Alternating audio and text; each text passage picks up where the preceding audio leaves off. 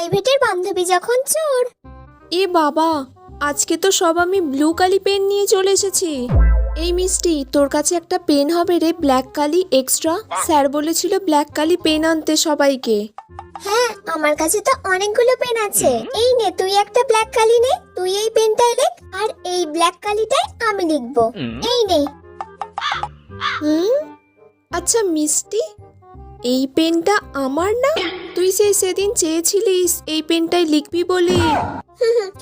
আসলে হ্যাঁ, ওই পেনটা আমি সেদিন নিয়েছিলাম, তোকে দিতে ভুলে গিয়েছি। তারপর তুইও চলে গেছিস আর আমারও মনে নেই। ও আচ্ছা আচ্ছা, তোর পেন্সিলের মুখটা আবার ভেঙে গেল। মিষ্টি, তোর কাছে কলছোলা হবে? একটা কলছোলা দে না।